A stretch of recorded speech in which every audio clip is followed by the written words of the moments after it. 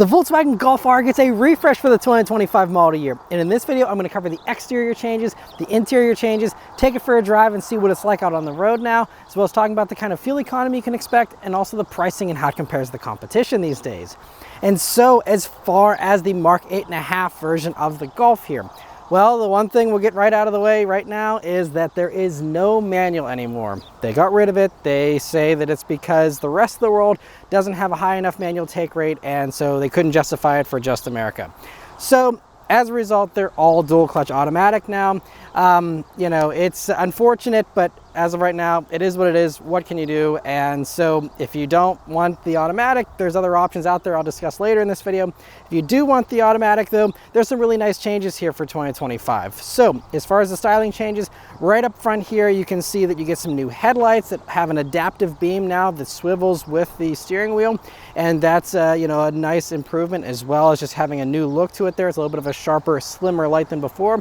It also bleeds into a new front grille area and a whole new front bumper, which has better cooling than the regular Mk8 from before. You also have an illuminated Volkswagen badge and that LED strip that meets it in the middle there. And it's a really nice look overall. This is also the black edition we're looking at here. So that gives you all the blacked out badging and stuff. And speaking of badging, on the sides here, they have moved the R badge from the front fender to the door, which has been pretty controversial. Seems like a weird switch, but whatever. And of course it is a black badge here for the black edition. Now, in addition to the black edition, the little concession prize they gave us since we've lost the manual is that we now get a cool package called the Euro style package, which gives us a lot of the cool goodies that you couldn't usually get unless you were in Europe. And so that drops 80 pounds out of the car by removing some of the heavier things like a sunroof, the ventilated and power seats, and also gives you a louder and lighter exhaust system. Unfortunately, this one is not that. This is just the regular black edition, but you do still have some extra lightweightedness. So also coming down to the sides here, you'll see that you now have some forged wheels that have a new look as well, but they're forged 19-inch wheels, and total for all four wheels you drop 16 pounds of unsprung mass, which is a really nice improvement, and that alone should be a giant handling improvement on its own. We'll see how it drives out on the back road, and then otherwise, you know, the sides are all the same as before. Now out back you do get some very minorly tweaked taillights there. We get different taillights than Europe, but these ones, you know, still look fine. And I also really do like the exhaust tips, even though it's not the Akrapovic exhaust that you can have there, you know, with that Euro style. It still is really nice with the thick walls to the exhaust tips, and looks really nice with the ceramic kind of coating, especially here with the black edition being all blacked out. You'll still have that nice large rear wing there, and a very subtle tweak, I believe, to the rear bumper as well. And the final thing I'll mention is, you know, this black edition, of course, comes in black, but there still is very limited colors as far as the Golf R. So although the GTI got some cool new colors for 2025, the Golf R is still only black, white, and blue. Those are still your only choices. I'd love to see more colors someday, or special editions that offer more colors, but as it is, very limited as far as your options here. And there's some nice changes on the inside here as well, with a 12.9-inch touchscreen being the biggest of the changes here. And then again, also the fact that there's a couple different little interior trim differences now with these new additions. So this is again the black edition. So you have the real exposed carbon fiber here, which is a really cool look to have. And you know, it has a matte finish. And I just really like that it's genuine carbon fiber both on the dash and on the doors here. Helps this to feel a little more expensive and upmarket. There's also the Euro style edition for about $3,800, which gives you art velour suede kind of seats here for the, you know, seat coverings, and they also lose the ventilation and the power and memory adjustments. And so that's part of, again, this effort to reduce the weight in that version. This one is just the regular seats, which still do have heating and ventilation. And these seats, by the way, are still really nice and comfortable. And I do still like, you know, the blue piping. You have the blue in the perforations and the stitching, and a little carbon fiber look on the sides. I think they're actually really nice seats, very comfortable. And the cooling, you know, does a little bit. It doesn't get freezing cold, but, you know, still a nice thing to have. And the fact that, you know, all these Golf Rs come fully loaded means you're not really paying extra for it either. But it is disappointing that that Euro style loses stuff, including also losing the sunroof. So you have a slightly lower center of gravity in that one. But it charges you $3,800 for that privilege, which is kind of interesting. But anyway, Yeah, I love the seats. Moving on to the steering wheel here, though, it is, a good wheel as far as the 9-3 grip and all that, but you can see it still has the capacitive touch buttons. The GTI got real buttons back for 2025. You don't have that here with the Golf R. Volkswagen's reason for that is because we have this little R button here, which they thought was a must-have feature, and so because of that, they couldn't justify spending the money to redesign the wheel and I guess swapping out one of the buttons on the GTI wheel for a button that had an R label on it. I don't know why that was an impossible task, but in Volkswagen's mind it was. Also, that R mode, or the R button, doesn't take you in any special mode. It just brings up the mode selector, which you have a mode selector button right here under the screen. You also have one in the screen. Plenty of ways to go into the drive modes here. I don't think that was a good trade-off. I think they should have just sacrificed that for the better buttons, because otherwise, your thumb muscle can bump into the heated steering wheel, bump into the selector here to change what's displayed on the gauge cluster. And it's still just not good. That's why everyone complained about it. That's why they changed it in GTI. Spend the few pennies to swap the button there, or just ditch it and give us the GTI wheel. I think everyone would be completely fine with that. You also do have paddle shifters on the back of the wheel, which are nice and large, but they are just they feel kind of plasticky. They have a nice finish to them, but it would have been nice to see some kind of nice upgrade there, but that's something you can always do in the aftermarket. Moving on to the gauge cluster, you still have this 10.25 inch display, and it's a nice display. And I really love the customization, especially in Golf R. You get more modes than you get in GTI with that view setting, where you have, a very performance focused mode there. And even one that's in the full race kind of setting, where you have the tack at the top there, and you have just your, customizable pods there. And in all the different drive modes, you have those customizable pods, which is great. And the different things you can display there are really cool as well, such as, your torque distribution, your boost gauge, a bunch of different performance metrics, even how much torque or horsepower you're putting out. That's really cool. And also, whenever you are in that one sportier display, you can even have a 0 to 60 timer, a lap timer, all these different extra metrics. And it's all the customization you could want as an enthusiast. I absolutely love it. And so really, really cool. You have all that baked in. You also do have a head-up display here as standard in the Golf R. And it shows you your basic stuff. Nothing sporty, but a nice thing to have nonetheless. And then coming over to the middle here, again, you have this 12.9 inch touchscreen. It's an upgrade from the 10 inch screen you had before. And really, the size of it is okay. I know a lot of people complained about maybe it being too big, but in reality, at least me being 5'9", it doesn't come up any higher than the edge of the dashboard, so it doesn't block my visibility. And the huge upgrade is the fact that it just has much better software now than it did before. It's much easier to use. I've been using it in several Volkswagen products this year, and I absolutely love it.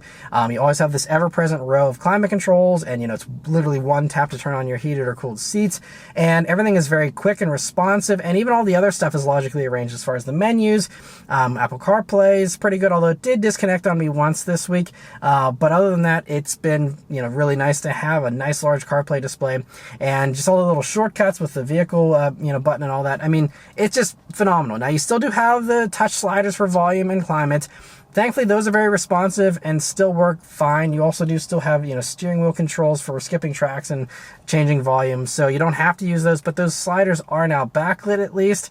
And again, because of how much better this screen is, I'm fine with it. It's not worth complaining about, because I think it's really 95% fantastic, and I really love it. And then coming down, you do have still a few of these shortcut buttons to take you straight into some of the menus there, if you'd like to have that. And then beneath that, you will also see a larger bin here now with 2 USB-C jacks and a wireless phone charger here. And it's just a nice deep bin, and I love how angled it is, so it holds your phone in really well. You also have just your regular little shifter here and a little slot for the key. Your 2 very small cup holders that are small, and the one retracts. You see a power outlet there. Still not great, but just kind of shows off the European flair, I suppose, of this vehicle. And then you have the center armrest, which is nice and softly padded, and you open that up, and thankfully it does open up, because I remember in the past Golf Rs you couldn't even open this, so now you can. And you have a small space, but it does fit sunglasses, at least, as long as your case isn't too big for them.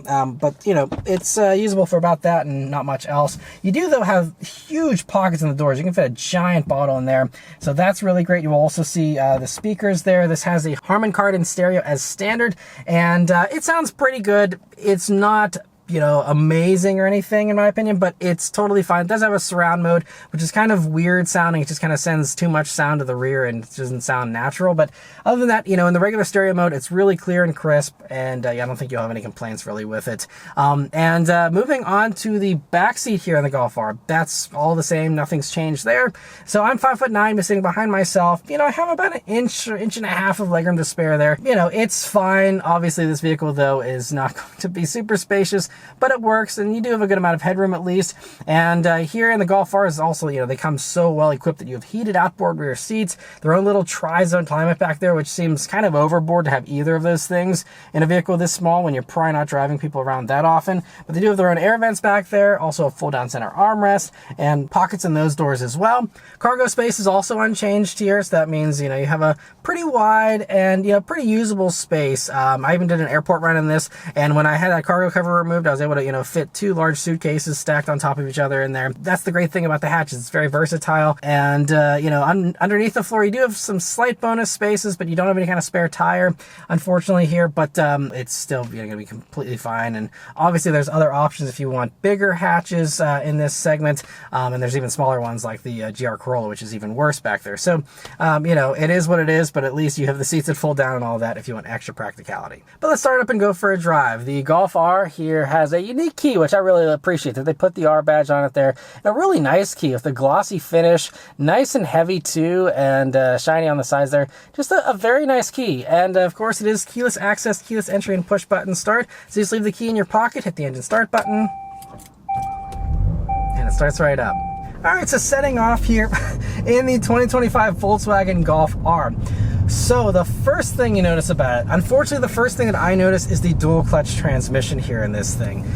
It is still not smooth. Honestly, I think that for 2025 it's less smooth than it was before. Now it is a little more responsive, I think. I really complained whenever I had one of these about 2 years ago, the pre-refresh, you know, the regular Mark 8, where it was really set up to hypermile, and comfort mode, the regular normal mode, was just so dead. You had to be always driving around in the sport mode or manually shifting everywhere you go if you wanted to have anything that was remotely responsive. Not even sporty, just responsive. And so for this, I still can catch the dual clutch off guard sometimes as far as the response, but it is better with, even in comfort mode, just being like, okay, I want acceleration, and it gives me acceleration whenever I want it. But it just, I guess the trade-off is that now it's less smooth, and I didn't experience this with the GTI. The GTI seemed better behaved. I don't know if it's, again, just unique requirements here for the R or what. Other things though, you know, brakes are nice and responsive and have a nice amount of bite right towards the top of the pedal there. And throttle response is very good, you know, once the transmission knows what you want to do, but it's just that it oftentimes doesn't. And especially like when you go to a full stop, this car really encourages rolling starts because, okay, that time, of course, now it's smooth. But there's been so many times where I've accelerated and it's banged me into gear, and just kind of a strange setup. And again, it's not consistent, which I complain about this in a lot of Volkswagen products. Sometimes it's well behaved, sometimes it isn't.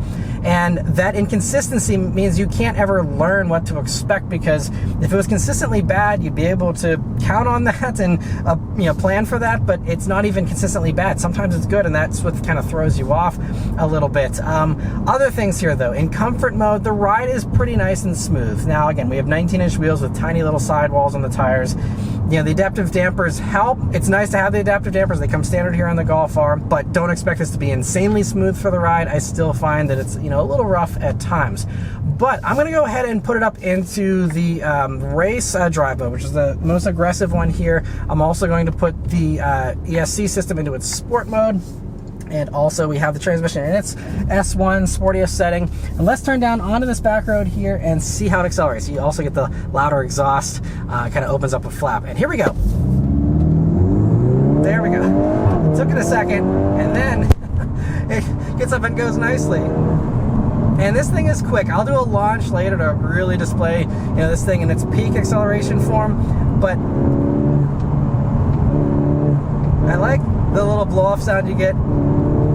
And And the sound that's piped in does sound a little artificial. I wish it sounded better, but again, if you want to, you know, have a better exhaust, obviously there's the aftermarket, or again, there is that Krapovich exhaust you get there on the Euro style.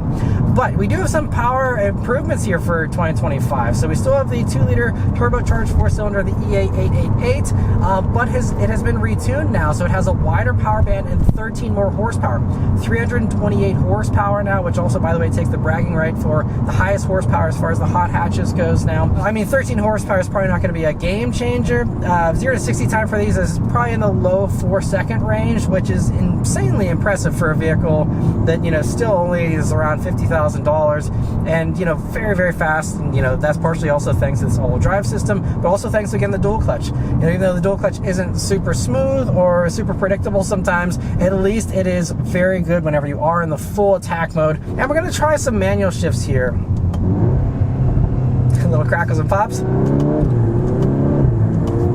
And you can see I pull the paddle and it takes it a split second to upshift. I don't love that. It should be immediate. So, you know, don't expect this to be any kind of Porsche PDK or anything like that. It still has some limitations. I honestly would like to see, you know, some improvements to this dual clutch someday, because I feel like it's been about the same for a while now with its performance, and I feel like they could do better with it. Maybe, you know, it's, again, just comes down to a price point or needing to have that gap from Porsche or something. I don't know.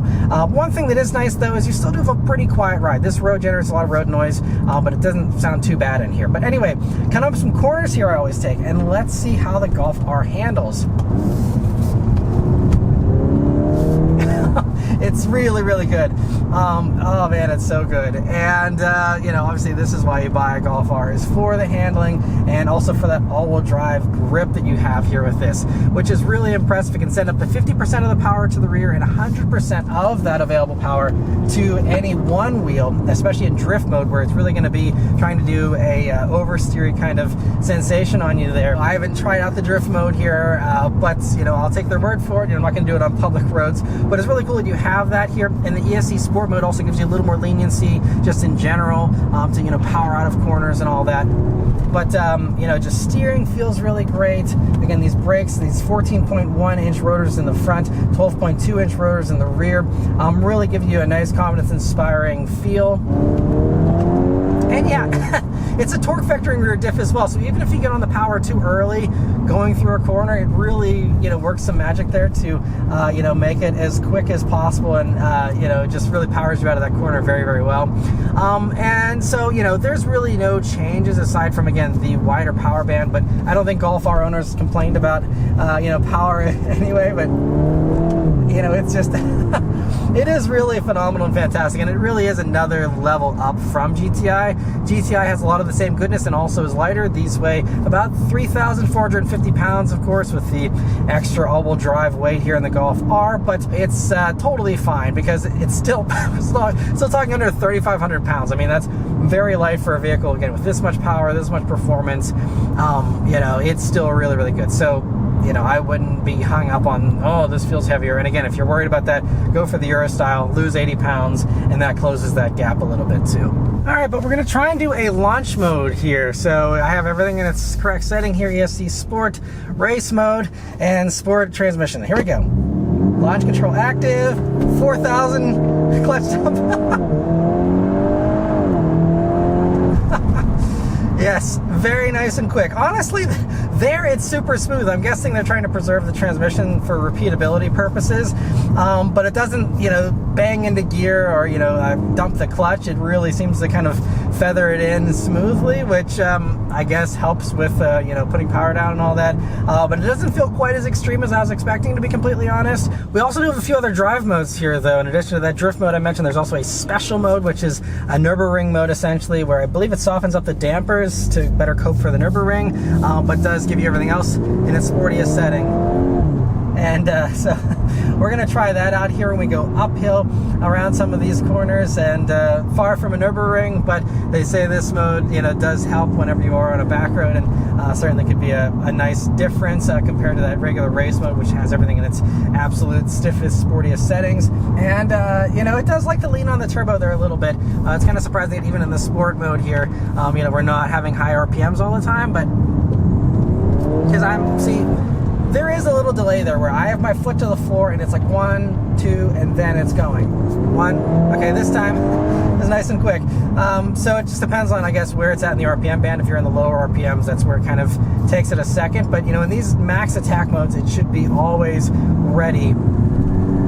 And instead, it's, you know, sometimes a little hesitant to downshift. Obviously, you can take matters into your own hands with manual mode, but yeah, this thing still is phenomenal. So I'm not going to sit here and complain, because it's still such a great experience, and an experience that's getting more and more rare these days. Obviously, again, we kind of are living in a great hot hatch era right now, but yeah, I'm just really happy we still have the Golf R, and they continue to bring it here to the States, and I hope they do for a long, long time. But it's phenomenal, and let's try some more manual shifts here. Even in urban mode, it's still just a little slow. Downshifts are great. Downshifts are immediate, zero complaints there. It's just the upshifts where, I mean, you saw I pulled the paddle, pulled my hand away, and then it did the gear change. So that demonstrates kind of the delay you still have. And it doesn't matter whether you're partial throttle or full throttle. It's just, you know, unless the car's automatically kind of doing that upshift close to the red line anyway, where whether it's you or the car doing it, who knows. But it will actually let you bang off the rev limiter though, which is nice. And other times like there, I love the sound. It is, you know, a little more responsive. But the really great thing about the Golf R here is its duality. So, you know, whenever you're off the back road, you're wanting to just chill, you can go into that comfort mode here. I mean, right now it's holding on to the gear to engine brake going down the hill here. But, you know, it does nicely calm down and relax. And you have, again, the softer suspension there, and, you know, a little bit of a quieter exhaust there in the comfort mode. And then you just cruise along, and so, you know, it's really great. It can come alive on a back road, but then it also, you know, can just be nice and chill whenever you want it to be. And that's kind of why people love GTIs and Golf Rs, is that dual nature, you know, thing. And also the fact that from the outside, it's not shouty, especially here in black. It's very under the radar with everything being blacked out especially. But, you know, I think that's really the great thing, is being able to have your fun, and then, you know, to the regular non-car person you pass by, and you're just in a regular black hatchback. And, you know, I think that stealthiness is really cool and really great to have here still. And now out on the highway here in the Golf R, we're going around a gentle corner here. I do have the travel assist adaptive cruise control system on, which does have the lane centering ability, and I'm just kind of letting it do the steering here, hovering my hand on the wheel. And it just negotiated that corner very nice. And the travel assist system is actually very good. And in the Golf R here, it comes standard. All the safety and driver assistance tech is standard in all of these. So that means you have, you know, of course, the adaptive cruise control system, but also blind spot monitoring, rear cross traffic alert, you know, the automatic emergency braking up front here. You know, all those things come baked in and standard. And again, it's a really nice assistance. I actually used the travel assist in a Volkswagen Tiguan on a beach road trip of about, you know, 6 hours or so, and it worked really, really well. And in this, it seems to be just as good, and it's a really nice evolution of that system, because previously, you know, it did some help, but now it's really assertive, and again, really does take a lot of the fatigue out of your long highway drives. And so it's another component that adds into the duality of this vehicle, that it has this really advanced assistance system that you don't really get in the others. Now, you do have, you know, a lane centering system in like Civic Type R and stuff, but it seems like in my experience the others aren't quite as assertive as this one is. So this is the closest to kind of taking over on the highway that we have so far for the hot hatches right now. Otherwise though, out here on the highway too, you know, about 60 miles per hour here, pretty nice and quiet. I mean, I'd say this is actually a little bit quieter than GTI, but, you know, only by a tiny bit. If you want to go even further refinement wise, you can go for an Audi S3 for very little extra money. I'll talk more about S3 and how this compares to that and the other competitors in a minute. But, you know, out here on the highway, I don't think you'll have any complaints. It's a really nice cruiser. Fuel economy for the Golf R here is rated at 22 mpg in the city, 31 on the highway, and 25 combined. And that fuel economy is, you know, a little lower than GTI, for example, and I have observed this week that my fuel economy has actually been a little lower. I actually overperformed in GTI by about 2 mpg over what I was expecting to get here, versus in this, over my 96 miles of driving I've done here. Not a ton, but, you know, burned through a little more than, of course, 3/4 tank of gas. My fuel economy has been 24.8 mpg, and I'll say that about half of that was highway driving, actually. And so, you know, I was hoping to, you know, get that 25, and I have gotten that 25. But I was excited because I was seeing closer to 27 initially, and then it kind of got a little lower here with all my sportier driving and more around town stuff in the past few days here. But still, 25 mpg is phenomenal. I mean, you know, a WRX, even if you're lucky, is going to get, you know, maybe 20. So this is really phenomenal for the amount of performance we have here, and the fact that it can still crack into the 30s on the highway. And I still do have confidence that this motor can overperform, and I often do get 1 to 2 mpg less than the city rating, even when I do a decent amount of highway driving. So the fact this is actually hitting its EPA estimates is an achievement in my opinion, and something, again, a little out of the ordinary for me. So pretty happy with fuel economy, all things considered. And then the last thing to really mention here, though, is the pricing and how it compares to the competition. So let's get into that. So the 2025 Golf R starts at $48,325, which is $635 more expensive than last year's DSG Golf R. But that upcharge really isn't that bad considering the bigger screen, the lighter wheels, and the extra power. This black edition comes out to $49,936 as tested, and can get well over $50,000 again with that Euro style package. Now, as far as how the Golf R compares, the first thing I'll mention is that the GTI has a lot of the same great qualities for $6,000 less comparably equipped, and is lighter as well. And if you don't need all-wheel drive, it might just be enough car. But on the other hand, a $6,000 jump for that all-wheel drive and a lot more power might be a no-brainer bargain to others. It all depends on what you want.